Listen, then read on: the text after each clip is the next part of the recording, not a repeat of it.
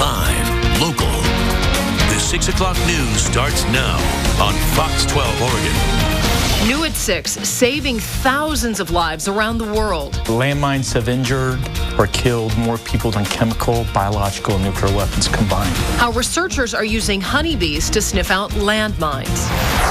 Plus, a scary scene at a major airport.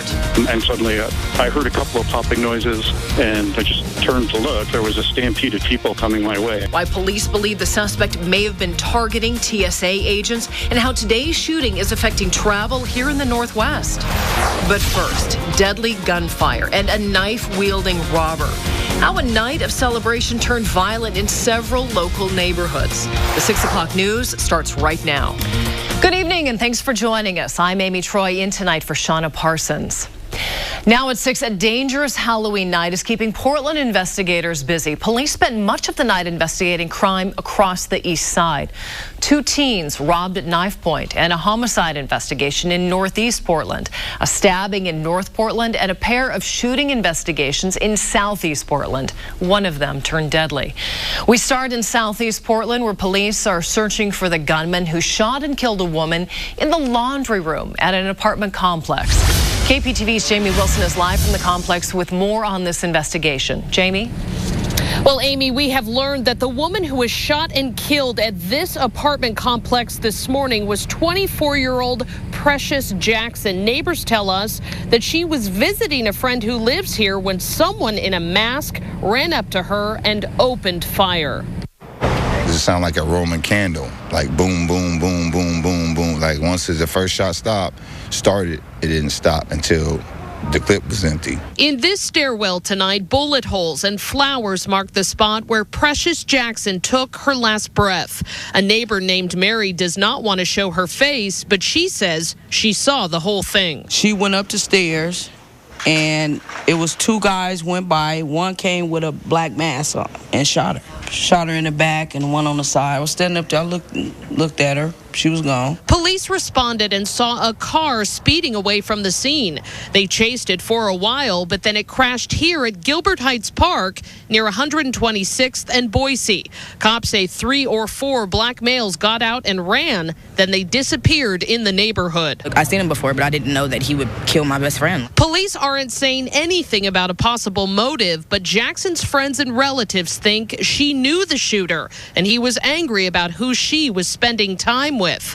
Now they say this community has lost a generous woman who loved life and everyone around her. She's been by my side the whole time. When I was homeless, she took me to TPI to get some clothes, helped me wash my clothes. Precious takes me places. She's always been there for me since I came out here, and only been out here 6 months. She cared about everyone, loved everyone.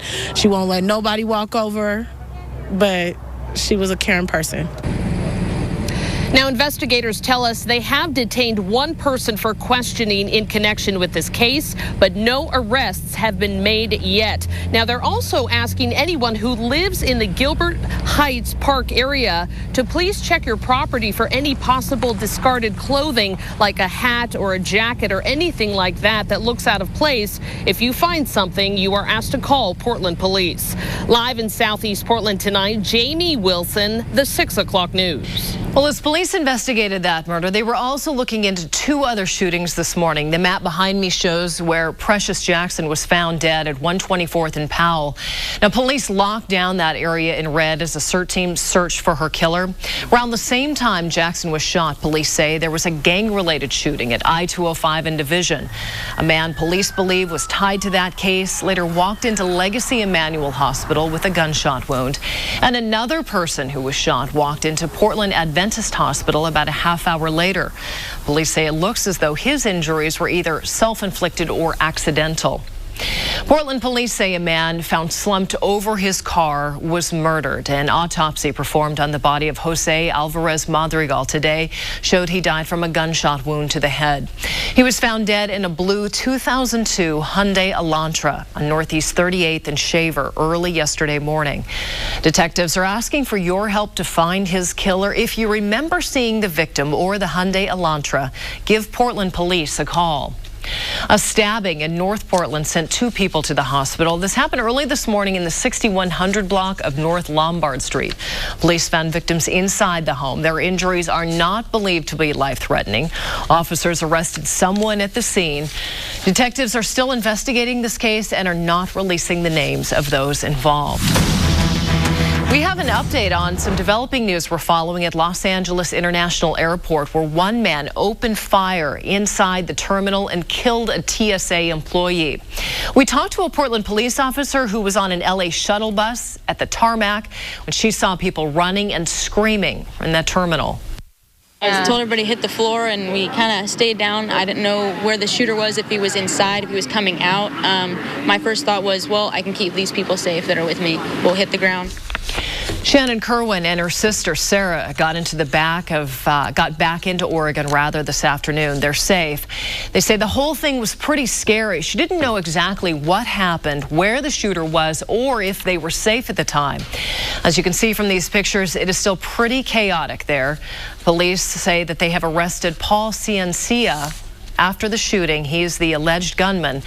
They say he was carrying a handwritten note that said he wanted to, quote unquote, kill TSA and pigs. For KPTV, Will Carr is live in Los Angeles with the latest. Will? Hi, Amy. Well, as bad as it was, authorities say that it actually could have been much worse, because they say Ciencia actually, when he was taken into custody, had about 100 rounds left that he still could have fired. And they say it all started around 9:30 this morning when he walked into LAX into Terminal 3 and pulled out a gun. That's when the shooting started. Witnesses report hearing multiple gunshots as security officers engaged the gunman. They tracked the individual through the airport and engaged him in gunfire in Terminal 3. Authorities say the shooter fired at airport police before being taken into custody. The terminal quickly evacuated. We just heard like 8 shots just ring out, bang, bang, bang, bang. And we all hit the deck, and for about, 15 seconds we were all down, and then all of a sudden everybody just started running through TSA down into the gates, the terminal there. The Transportation Security Agency confirming one of their employees was shot. No word yet on the shooter's motive, but authorities do say he used a high-powered rifle. The FBI now taking the lead in the investigation, which will also include the LAPD and the United States Marshal Service. The White House says they're monitoring the situation closely. The president has been briefed on the incident at Los Angeles International Airport by Alyssa Mastromonaco, his Deputy Chief of Staff, and he will be regularly updated on unfolding events there. 7 people were hurt during the shooting. Some were actually hurt while they were fleeing. We're told that 3 people were shot. That includes a TSA officer who was shot and killed. As for Ciencia, he was actually shot as well right before he was taken into custody. We don't have an update on his condition. We can also tell you that this really disrupted travel all day long, not only at LAX, but really at airports all across the country. And that if you have any plans to fly either in or out of LAX tomorrow, you need to check with your airlines to check on the status of your flight. Amy? All right, good advice. Thank you. And stay with Fox 12 as we continue to cover this developing story. We'll have an update tonight on the 8 o'clock news. And you can also find the latest information on our website at kptv.com. We're learning more about the killing of a Portland great-grandmother. Joda Kane and Micahs Ward are charged with the murder of Jacqueline Bell. That's Kane's great-grandmother. Newly unsealed court documents reveal Kane found his cousin, Micahs Ward, kneeling over Bell with a sledgehammer and a knife. KPTV's Laura Rios joins us live, and she's been following the case. And you have more from our mobile newsroom. Laura? And Amy, the search warrant affidavit says Micahs Ward told Joda Kane he was dying. So Jacqueline Bell bought him a plane ticket to fly out to Portland from Kansas City to visit with his cousin. Kane and a friend picked up Ward from the Portland airport on the afternoon of October 4th.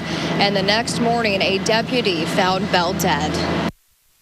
When a Washington County Sheriff's deputy stepped into this Southwest Portland home on October 5th, he found the body of 71-year-old Jacqueline Bell wrapped in sheets in a bedroom and a sledgehammer left in plain sight leaning against her bed. That's according to newly unsealed court documents related to her murder investigation. Bell's great-grandson, 17-year-old Joe Kane, and his cousin, 19-year-old Micah Ward, are charged with her murder. A search warrant affidavit says Kane and a friend were eating burritos in Bell's home when they heard her screaming for Kane around 2:55 a.m. The affidavit says Kane's friend, an 18-year-old high school student, heard screaming and someone asking for money. The friend ran out of the house, asking Kane to leave with him, but Kane went upstairs to check on his great-grandmother. The affidavit says Kane told state police he found Ward kneeling over Bell, quote, holding a hammer in one hand and a knife in the other. Ward, the affidavit says, was wearing Kane's football gloves and yelled at his cousin to get the F out. Kane left the room and his cousin came out a short time later. The court documents do not say what happened between that time and 8:45 that morning. That's when state police arrested Kane and Ward in eastern Oregon after the two reportedly led troopers on a high-speed chase in Bell's Lexus. According to the search warrant affidavit, police found Bell's purse inside the car, and Kane told detectives they could find a pair of bloody football gloves in the trunk. And according to a probable cause affidavit, Micah Ward denied being in Bell's bedroom that night and early that morning. He told police he was sleeping when Kane woke him up and said he wanted to go for a drive in Bell's car. He also said that Kane had sent him a text message saying his great-grandmother was worth $7 million and that he wanted her dead. Live in the mobile newsroom, Laura Rios, the 6 o'clock news. Trick-or-treating turned into a scary experience for 3 teenage girls last night. Police say someone stole their candy at knife point. KPTV's Kimberly Eaton spoke with neighbors where it happened. This wasn't a Halloween prank. The girls tell police the robber demanded they hand over their candy at knife point, strangely enough, taking the treats but giving back their cell phones. It happened near Northeast 22nd Avenue and Thompson Street around 10 last night. Police say the robber went up to 3 teens and started a conversation. When the girls turned to walk away, that's when things got serious. They say the woman pulled out a pocket knife and demanded their candy. The victims handed it over before remembering their cell phones were also inside their bags. They asked for the phones back and the candy criminal obliged. Police are trying to catch up to her. They say she was driving a green 2005 4-door Subaru. I did speak with neighbors in the area. Some say they're surprised. Others say they're less than shocked on a night like Halloween when the streets are already crowded. But the girls, well, they didn't go home empty-handed. Officers responded and brought them replacement bags of candy. From the mobile newsroom, Kimberly Eaton, the 6 o'clock news. The 6 o'clock news is just getting started. Coming up, a shocking confrontation caught on camera. The shot to the face that did not stop one police officer from doing her job. We've got some showers showing up on radar, and of course we got Friday Night Lights. A lot of football games. We'll show you how that plays out this evening and talk about the first snowstorm of the season in the Cascades coming up. Plus, moving past salty snack foods, the One Creation potato chip company is rolling out just in time for the holidays. You're watching the 6 o'clock news. First, live, local.